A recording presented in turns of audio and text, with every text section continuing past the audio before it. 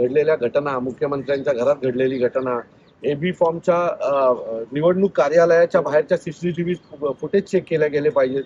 उमेदवारांना गाडीत भरून घेऊन जातानाचे काही व्हिडिओज आहेत, हे सगळेच आम्ही कोर्टासमोर दाखल देतोय. हे आज आम्ही आलोय ना, की देशातली निवडणूक यंत्रणा ही सुरळीत पुढच्या पिढ्यांसाठी सुरक्षित राहावी याच्यासाठी आज आम्ही आलेलो. कारण एक निर्णय, मुंबई हायकोर्टाचा एक निर्णय देशातील विविध निवडणुकांवर परिणाम देणारा असेल. मला असं वाटतं की मागील 2-3 दिवसात बिनविरोधच्या विरोधात जे काय महाराष्ट्रात घडतंय त्याच्या बाबतीमध्ये आमच्याकडे अनेक प्रूफ आहेत आणि काल निवडणूक आयोगाने देखील याची चौकशी लावलेली आहे. फक्त त्याची चौकशी लावून होणार नाही, कारण जे आरओ आहेत किंवा जे जिल्हाधिकारी आहेत यांनीच आधीपासून या सगळ्या गोष्टीमध्ये त्यांची इन्व्हॉल्वमेंट आहे. तर या सगळ्याची चौकशी ही निवृत्ती न्यायाधीशांच्या मार्फत व्हावी किंवा हायकोर्टाच्या निगराणीत व्हावी अशी याचिका आज आम्ही दाखल करतोय.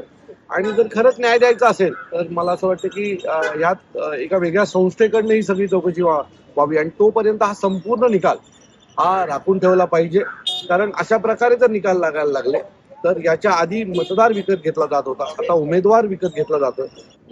आम्ही बऱ्याचशा गोष्टी त्यात ऍड केलेल्या आहेत. घडलेल्या घटना, मुख्यमंत्र्यांच्या घरात घडलेली घटना, एबी फॉर्मच्या निवडणूक कार्यालयाच्या बाहेरच्या सीसीटीव्ही फुटेज चेक केले गेले पाहिजेत. उमेदवारांना गाडीत भरून घेऊन जातानाचे काही व्हिडिओज आहेत, हे सगळेच आम्ही कोर्टासमोर दाखल देतोय. आणि आम्हाला खात्री आहे की हे सगळं पाहिल्याच्या नंतर कोर्ट याच्यावर व्यवस्थित तासोरे ओढेल. राज्यासाठी असणार आहे अविनाशी, फक्त मला वाटतं एक उदाहरण सेट झाला तर तो संपूर्ण देशासाठी असेल. हे आज आम्ही आलोय ना, की देशातली निवडणूक यंत्रणा ही सुरळीत पुढच्या पिढ्यांसाठी सुरक्षित राहावी याच्यासाठी आज आम्ही आलेलो. कारण एक निर्णय, मुंबई हायकोर्टाचा एक निर्णय देशातील विविध निवडणुकांवर परिणाम देणारा असेल. तुमचं काही राजसाहेबांशी बोलणं झालं का? काल पत्रकार परिषदेत म्हटली होती की असं मी तुम्हाला पहिल्या दिवशी सांगितलं होतं की ज्या दिवशी ही घटना घडली आणि त्याच्या दुसऱ्या दिवशी साहेबांना भेटलो त्याच वेळेला ते म्हटले की मी अशा प्रकारची निवडणूक पहिल्यांदाच बघतोय. बाळासाहेबांबरोबर लहानपणापासून निवडणूक पाहणारे राजसाहेब जर असं म्हणत असतील की मी अशी निवडणुकीच पाहिली नाही की उमेदवारच गायब केला जातोय, म्हणजे निवडणूक यायची वेळच ही लोक येऊन देत नाही.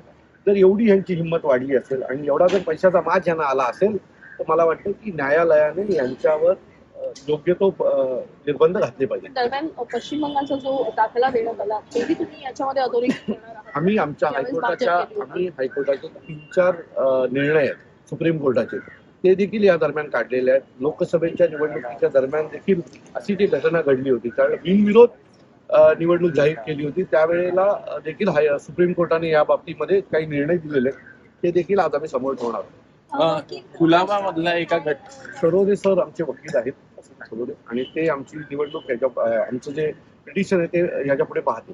कुलाब्यामधला एक प्रकार असाच घडला होता. नार्वेकरांनी जे आहे ते की देत असल्याचा व्हिडिओ व्हायरल झाला होता. नार्वेकर असतील, एकनाथ शिंदे असतील, त्यांची टीम असतील, पोलीस अधिकारी, आता एवढे सगळे प्रूफ दिल्याच्या नंतरही जर म्हणत असाल की नाही काय सगळं व्यवस्थित आहे तर कसं चालेल ना. उमेदवार एकनाथ शिंदेच्या घरी चालत चाललाय, त्याच्याबरोबर एक पोलीस अधिकारी चालत चाललाय.